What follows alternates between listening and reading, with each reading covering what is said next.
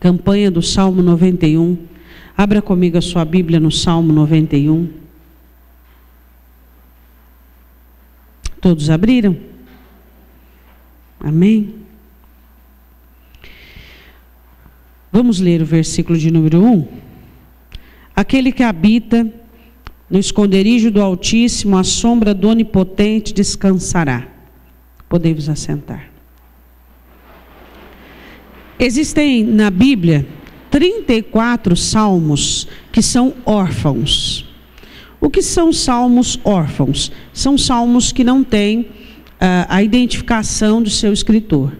E o Salmo 91 é um deles, né? Como 119, como de número 1. Enfim, 34 salmos que são órfãos e que não têm a identificação de seu escritor. Mas não é negada de maneira alguma a sua inspiração, né? Não importa quem foi aquele que usou a caneta, o que importa é quem foi aquele que ditou. Diga glória a Deus. Amém. Bom, o salmista, neste salmo, ele fala sobre a segurança daquele que está em Deus, que se acolhe em Deus. E no versículo 1 ele diz assim, olha, aquele que habita no esconderijo do Altíssimo. Eu quero salientar aqui neste versículo a palavra esconderijo. Ele atribui Deus como alguém que tem esconderijos e que escondem os seus. Lembra de Raabe? O que ela fez? Ela escondeu os espias. Então, quando você pensa, aquele que habita, também uma situação muito interessante é ele falar sobre a constância daquele que busca Deus e faz Deus da sua habitação. Porque uma coisa é você habitar no lugar, uma outra coisa é você fazer passeios ou visitas esporádicas naquele lugar. Então ele diz assim, olha, aquele que habita no esconderijo do Altíssimo, aí ele fala um benefício que tem. A sombra, olha aí, ó. A sombra do Onipotente descansará. Ele coloca aqui Deus, as asas do Senhor, que depois ele se refere, ele coloca a presença de Deus como aquele que faz a sombra. Quando você está no deserto causticante e você procura uma sombra para que você possa se refrescar. Aí ele diz assim, a sombra do Todo-Poderoso, daquele que pode todas as coisas, descansa. E eu quero enfatizar neste versículo a questão de Deus nos oferecer esconderijos. Diga amém. Bom, mesmo que esse salmo não seja da autoria de Davi, eu quero que você vá comigo em 1 Samuel. 1 Samuel não foi de autoria de Davi, mas nós vamos falar das vezes que Deus escondeu Davi do mal. Diga assim, Deus me esconda do mal. Sabe, irmãos, nós temos o hábito de quando apenas estarmos vivendo o mal, ou de frente com o mal, ou já experimentando o mal, é que nós somos despertados para ir atrás do prejuízo. Isso é uma coisa que há algum tempo eu tenho feito. Eu tenho orado a Deus de uma maneira prévia. Há algum tempo Deus me despertou, porque eu começava a observar que as minhas ações eram apenas diante do mal.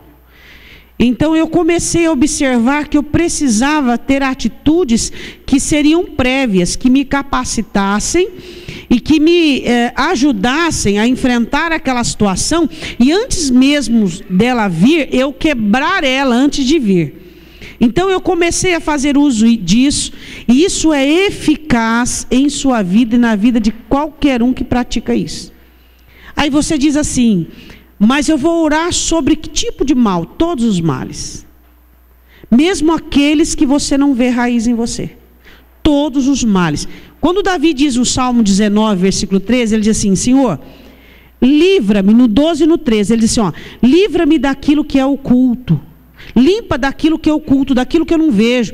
Por várias vezes é salientado na palavra de Deus pecados ocultos, coisas ocultas que está dentro de você, que você não tem noção daquilo, e Satanás usará do lado de fora uma ferramenta para atrair os males da sua alma, fazendo com que a situação fique concernente àquilo que ele deseja.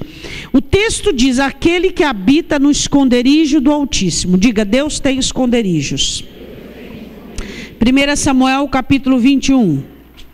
Quero falar do Deus que esconde. Primeiro esconderijo de Davi. Nós vamos passar rapidamente. Ele vai ao sacerdote Aimeleque, em Nobe, e ali ele pede auxílio. Ele pede pão. Diga assim comigo: o primeiro esconderijo que Deus tem para mim é o altar dele. Esse é o primeiro esconderijo. Ali o diabo não te encontra. Até mesmo as escritas que Deus deu a Moisés, que mesmo que o vingador fosse atrás de vingança, se aquele que cometeu o crime se escondesse e se guardasse no altar, o vingador do sangue não podia pegá-lo. O altar de Deus é o maior esconderijo espiritual que existe. Não existe outro esconderijo, e ele é forte, poderoso, resistente para qualquer tipo de mal. Eu quero falar, em primeiro lugar, sobre 3 tipos de males que têm sucumbido à vida dos cristãos. Primeiro é a língua. Diga comigo: a língua. Você é alguém que se importa quando alguém fala mal de você?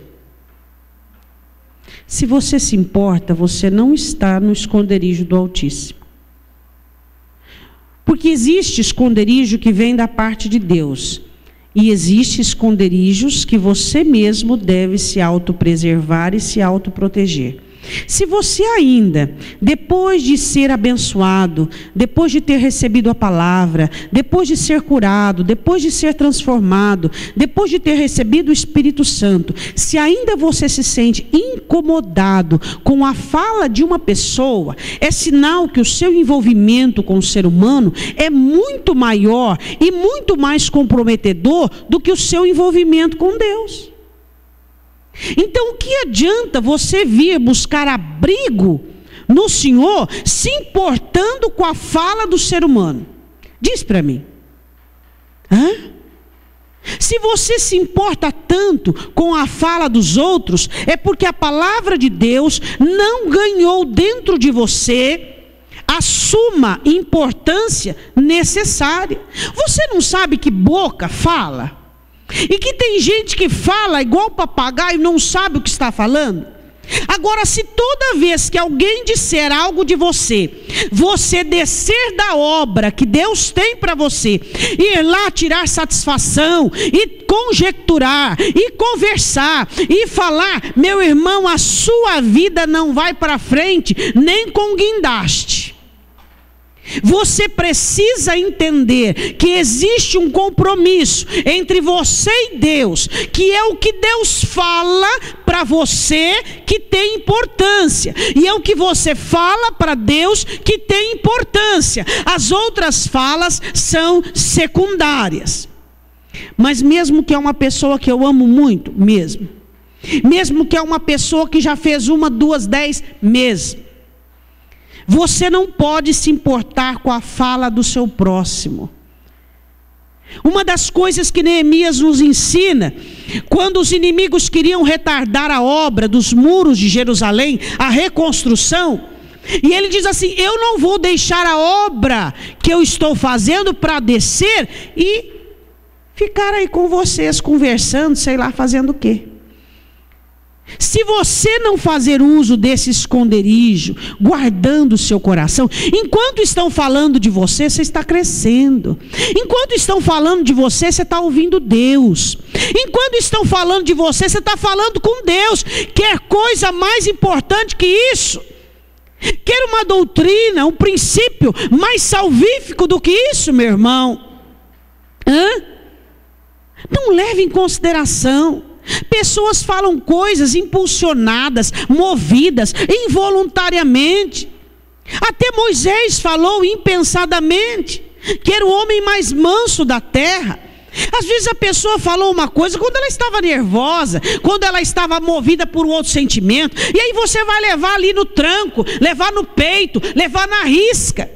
E outra coisa, quantas vezes também você já falou impensadamente? Quantas vezes você já falou precipitadamente? Então não era para você levar esse juízo de uma maneira tão brusca e tão drástica, a não ser se houver aqui alguém que nunca falou precipitadamente, tem? Aí se houver, até que possa existir aí um aio, uma situação aberta. Mas como eu sei que não há, não é mesmo? Então o que nós precisamos compreender é, como é que eu faço uso dessa proteção, desse santuário de Deus, desse esconderijo do Senhor, vivendo numa terra dissoluta, com seres humanos dissolutos e com pessoas muitas vezes frágeis. Não atenta para aquilo que as pessoas falem de você. O que eu vou fazer enquanto as pessoas falam? Cresça, amadureça, fala com Deus, busque o Senhor. Segunda coisa, não permita que os sentimentos das pessoas te influenciem. Tenha o seu próprio sentimento. Olhe para o seu irmão e diga assim: tenha a sua própria fonte de sentimento. Uma pessoa está com raiva de você, você fica com raiva dela. Uma pessoa está estranha com você, você fica estranho com ela. Então quer dizer que você não tem fonte. Sua fonte não é Jesus. Você é alguém que é influenciado por uma outra pessoa. Então, cadê Jesus na sua vida? Então, quando é que você vai poder cumprir os mandamentos de Jesus? Ame o seu inimigo, ore pelo seu inimigo. Sabe quando? Nunca. Você precisa abrigar-se no esconderijo do Senhor e ficar protegido das conversações alheias e dos sentimentos alheios. As pessoas sentem coisas boas, sentem coisas ruins. Hoje aquele te ama, amanhã ele te odeia. Qual o problema? O ser humano, eu não sei, acho que você não conhece muito o ser humano, conhece? O ser humano é oscilante. Será que eu estou falando para pessoas que não são seres humanos? O ser humano oscila, ele é oscilante. Não são todas as pessoas que conseguem manter uma constância. Não são todas as pessoas que conseguem ter um condicionamento emocional de sentir uma mesma coisa. Sente hoje, sente amanhã. Você machucou ela, feriu, ela continua te amando. Ela continua ali junto com você. Não são todas as pessoas que conseguem isso. E você tem que considerar. Por quê? Porque se hoje você é uma pessoa firme, eu tenho certeza que ontem você não foi. Então considere as pessoas que ainda estão passando por uma obra de transformação, ainda estão crescendo. Esses são os 3 abrigos, eu falei de conversação, sentimento, que nós temos que procurar na terra. Esses esconderijos, esconder-se das conversações que te afetam, esconder-se dos sentimentos que te afetam, procurar guardar o seu coração de tal maneira que aquilo que as pessoas sentem sobre você não te influencia. Se alguém te ama, se alguém te quer bem, aquilo não te mexe, não te movimenta, não te faz se sentir além o quê? Se alguém te odeia, tem raiva de você, aquilo não mexe contigo. Você mantém dentro de uma constância. Por quê? Na verdade, no final das contas, o que é que importa? É o que Deus sente por você e o que você sente por Deus. Diga glória a Deus. É ou não é, irmão? Você ama Deus, Deus te ama, e você cumpre o seu papel para com o próximo. Ama o próximo, ama como a ti mesmo, ama o inimigo. Por que os crentes hoje não conseguem cumprir o mandamento de amar o próximo e muito menos amar o inimigo? Porque eles não têm esconderijo contra sentimento. Eles são totalmente abertos, totalmente expostos aos sentimentos alheios. O que você sente não tem nada a ver com o que eu sinto. O meu coração é independente do seu. Não nasceu grudado. Quando Deus fez a obra na minha vida, Ele fez longe de você, separado de você, porque a obra de Deus é individual. O que seu cônjuge sente não precisa ser o que você sente. Seu cônjuge está nervoso, irritado, chateado, querendo enforcar você está em paz e tranquilo. Não irritando ninguém, não cutucando ninguém, mas você está em paz e sossegado. Você precisa manter esse esconderijo humano. Amém? Porque não adianta você buscar o esconderijo na presença de Deus, no altar do Senhor, e ficar exposto. No altar do Senhor nós temos o sangue que nos protege, nós temos a ação do Espírito Santo de Deus dentro de nós, nós temos a palavra que nos cobre, nós temos a proteção de Deus sobre a nossa vida. Não importa o que as pessoas pensam de você, irmão, cabeça de gente é igual bumbum de neném. Você não sabe o que vai sair dali. O que o diabo puder fazer, ele vai fazer.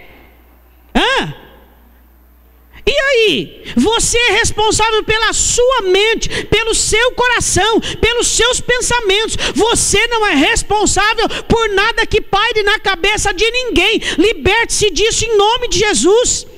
Enquanto você não tiver esses 3 esconderijos particulares, não vai adiantar você buscar esconderijo no altar do Senhor.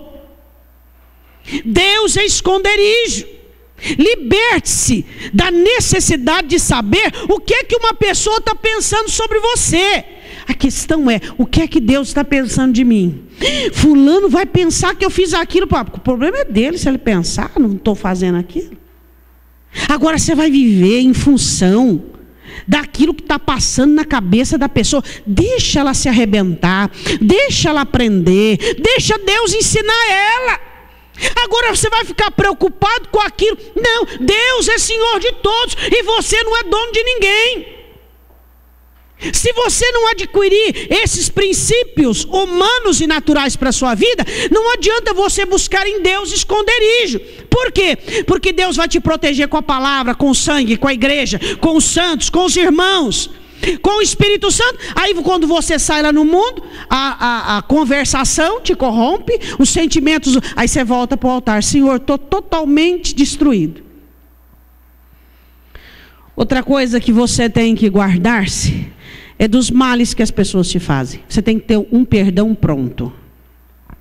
O ser humano é uma fábrica do mal. Deixa de orar, deixa de ler a Bíblia, deixa de ter comunhão com Deus. O mal vai fazer assim, ó. Fala, meu Deus, de onde é que está saindo esse trem? Porque o ser humano é uma fábrica de males. Vacine-se contra o mal que te possam fazer. Tenha sempre um perdão pronto. Entenda que ninguém pode fazer com você aquilo que você não permitir. Ninguém pode te entristecer se você tiver a alegria da sua salvação. Ninguém pode te desanimar se você tiver o ânimo vindo da palavra de Deus. Ninguém pode te perturbar se você tiver a paz do príncipe da paz. Você às vezes olha para uma pessoa e diz assim, essa pessoa eu quero matar ela porque ela me fez mal. Você sabe por que ela conseguiu te fazer mal? Porque você não fez bem para você mesmo. Você não se precaveu em buscar. Por que ela te trouxe guerra ao coração? Porque a sua paz não era verdadeira, era desse mundo.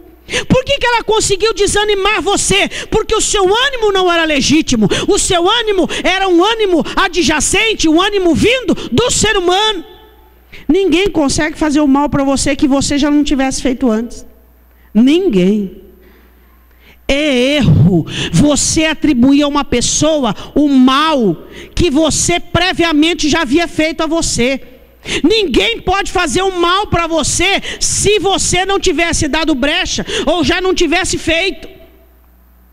Se alguém te desanimou, é porque você estava sucinto àquilo, susceptível àquilo. Se alguém tirou a sua paz, é porque a sua paz não era do príncipe da paz. Se alguém tirou a sua alegria, é porque a sua alegria não era a da salvação, era uma alegria que atribuía à circunstância. Então não diga, alguém me fez um mal terrível. Que mal que alguém possa te fazer? Fala para mim. O apóstolo Paulo diz assim, nada nos separará do amor de Deus que está em Cristo Jesus. Nem anjo, nem principado, nem potestade, nem altura, nem profundidade, nem coisas do presente, nem demônio, nem do porvir, nada.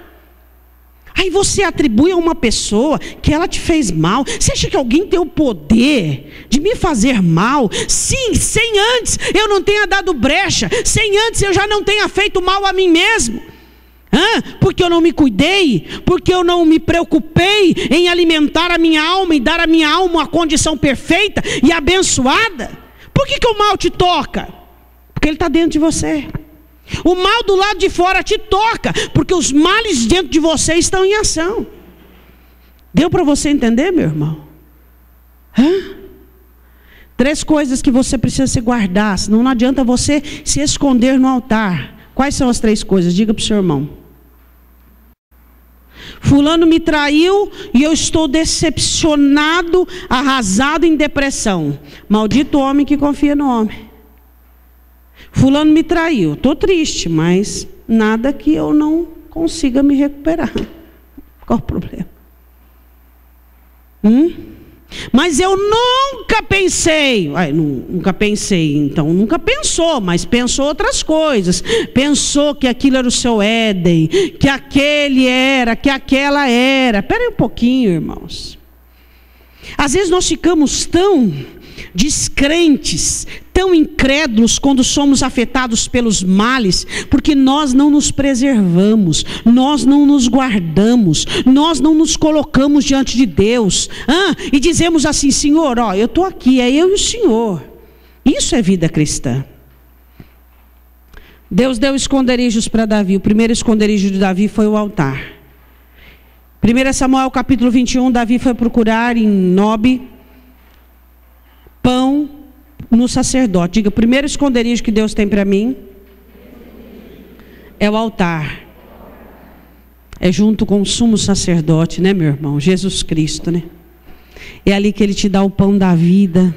É ali que Ele te sustenta. É ali que Ele te abençoa. Virando a página, capítulo 22. Olhe para o seu irmão e diga assim: pasme, porque algumas vezes o esconderijo que Deus tem para você é uma caverna.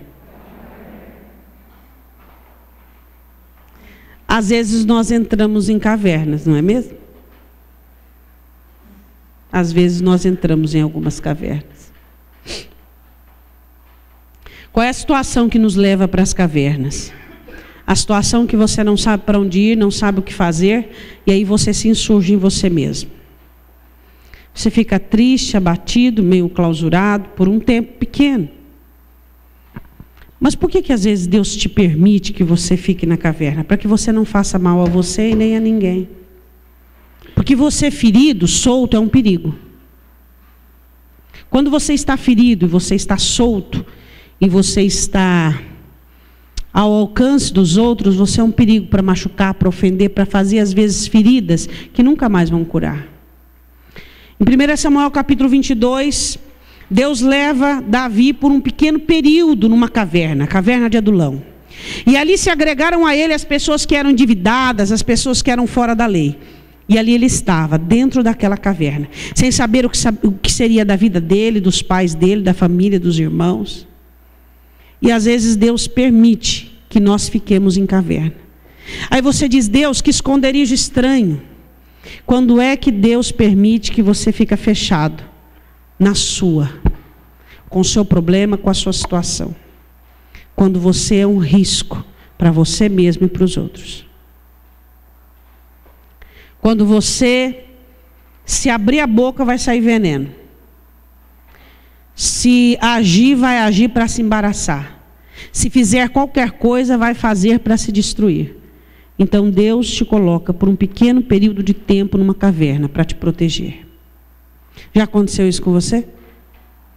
Você não queria ver ninguém, não queria sair do quarto, não queria falar com ninguém, não queria saber de nada. Era a sua caverna. Era um esconderijo que Deus tinha para você. Naquele momento, não adiantava te chamar para o altar, não adiantava te chamar para o monte.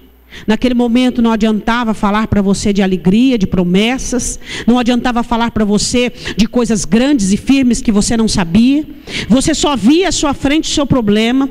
Você só via à sua frente o seu estado. Davi estava iniciando uma nova maneira de viver. Que jeito? Que maneira? Peregrino na terra. Sem saber onde ia dormir, o que ia comer, com quem ia andar, o que ia fazer, com quem ia lutar. quando nós não sabemos o que fazer na nossa vida, quando nós não sabemos o que está acontecendo conosco, Deus abre a caverna, Ele nos dá um monte de caverna, mas Ele já sabe, assim como Elias, que nós vamos entrar dentro da caverna. E Deus permite isso. Sabe por quê? Porque naquele momento nós não sabemos, nós não temos condições de ouvir, nós não temos condições de entender, nós não temos condições de crer, de confiar. E Deus, Ele é um Deus tão maravilhoso, irmãos, que eu vou usar uma palavra. Deus sabe que somos pó e Ele respeita o nosso estado. Ele nos ama de tal maneira que Ele sabe como estamos sentindo e de que maneira estamos sentindo. E muitas vezes, para mim e para você, o esconderijo do Altíssimo é uma caverna. Aí a Bíblia diz em 1 Samuel capítulo 22, versículo 5, só que a caverna não dura muito tempo. Tem gente que gosta demais da caverna, quer viver na caverna para sempre. Cuidado, se você viver na caverna, você vai virar um homem das cavernas.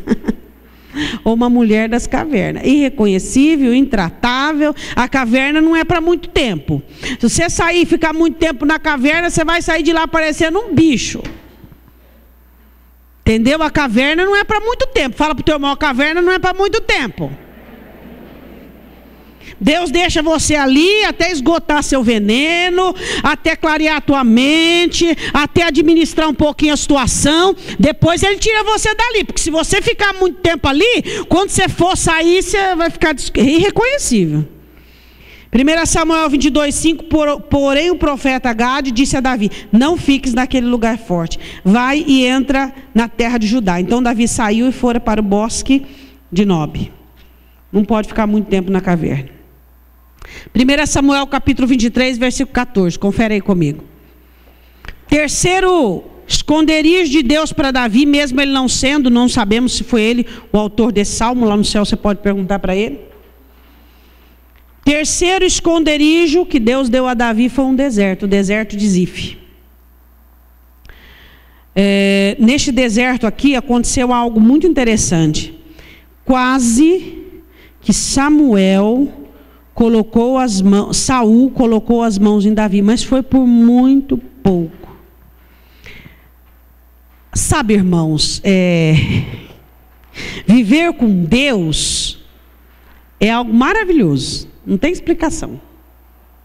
Você já parou para pensar que muitas vezes na sua vida o esconderijo de Deus para você foi um deserto? O que você entende de deserto? Lugar caótico, dificilmente cai chuva, a situação é difícil, não tem o que plantar, não tem o que colher, a situação é na dependência de Deus. Você sabe por que muitas vezes Deus nos coloca no deserto e ali é o nosso esconderijo? Que vem da parte dele. E aí você não entende. Porque no deserto você consegue ouvir Deus falar. O Senhor diz assim, te levei ao deserto para falar ao coração. Se você estivesse fora do deserto, você não ouviria Deus. Muitas vezes é necessário Deus te esconder no deserto, porque se Deus te jogar no jardim, você só vai fazer besteira. Os desertos servem para dominar, para exercer domínio, para disciplinar, para educar a nossa alma. Deus tem esconderijos para nós. Primeiro, o altar. Segundo, cavernas temporárias. Terceiro, deserto. Deus te leva ao deserto para que você aprenda algumas lições da sua vida. Davi ficou na caverna escondidinho. Ele estava no início de uma trajetória de anos de fuga. Mas agora ele já estava aprendendo a fugir, a correr. De um lado Davi, de outro lado Saul com seus exércitos. E tudo que Saul queria era colocar a mão em Davi, tudo que ele queria. Aquele ódio terrível. E o deserto era a proteção que Davi tinha. Diga, às vezes, o deserto é o melhor para mim. No deserto, Deus mutila a sua soberba. No deserto, Deus educa a sua alma.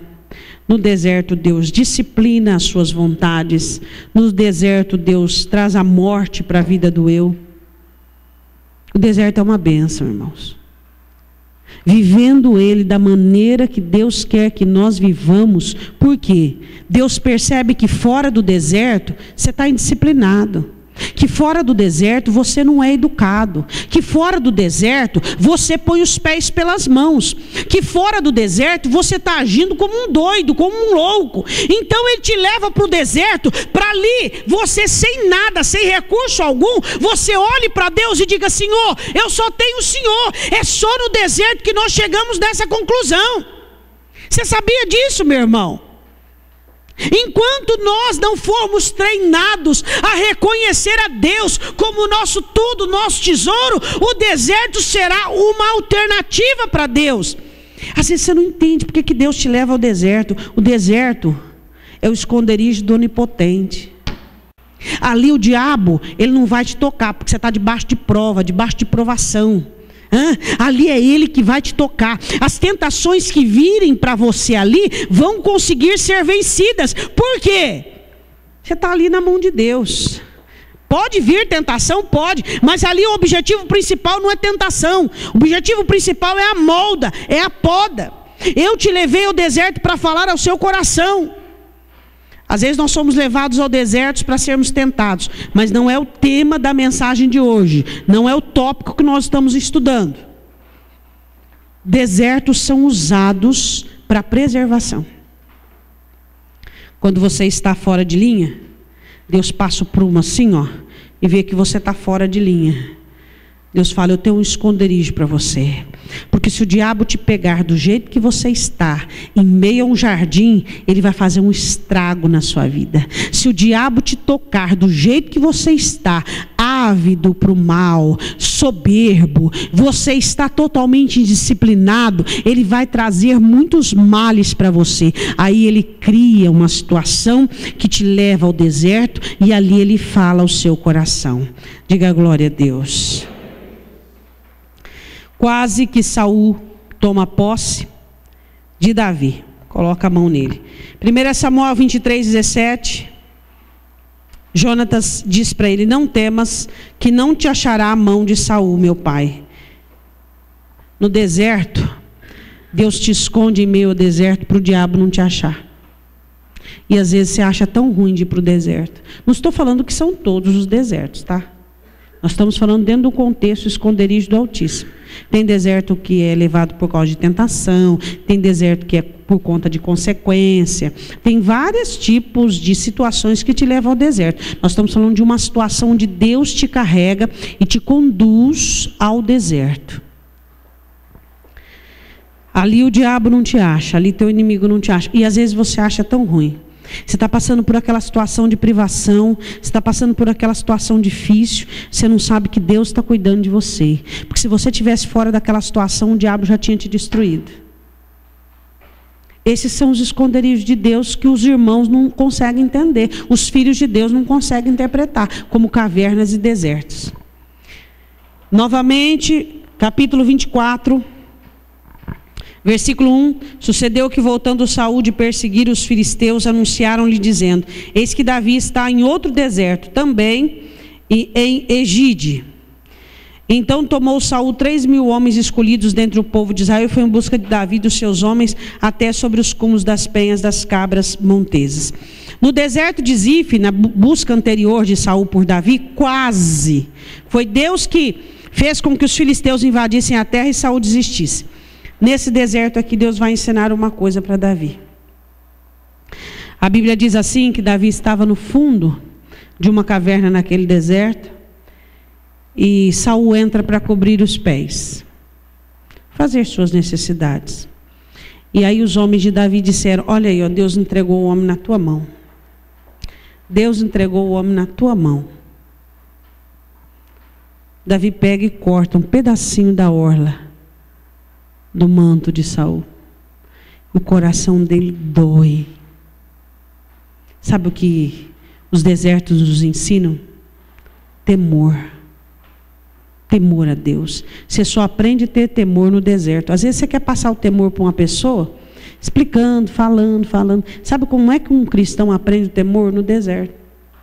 No deserto você sabe que se você só bebe porque Deus vai te dar, você só come se Deus te der o pão, você só tem cobertura se Deus te cobrir, ali você aprende a depender. A dependência leva você a ter temor. Por que hoje as pessoas não têm temor de Deus? Por falta de dependência. Quando você entende que você depende dele, que não há outro na sua vida, que só ele é Deus, e nem um fio de cabelo da sua cabeça fica branco ou preto, cai ou fica no lugar se não for ele, você aprende a temê-lo. O deserto leva-nos a temer a Deus. As circunstâncias adversas, as necessidades que passamos em nossa vida, te ensina a não dar relevância a ser humano, a não dar relevância que os outros fazem. Você começa a ter a sua atenção apenas em Deus. Deus é que te importa. E a Bíblia diz que ele corta o pedacinho da orla do manto. Versículo 5: sucedeu, porém, depois de o coração dele doeu por ter cortado a orla do manto de Saul, e disse aos seus homens: o Senhor me guarde de que eu faça tal coisa ao meu Senhor, ao ungido do Senhor, estendendo eu a minha mão contra ele, pois é ungido do Senhor. O temor nasce nos desertos.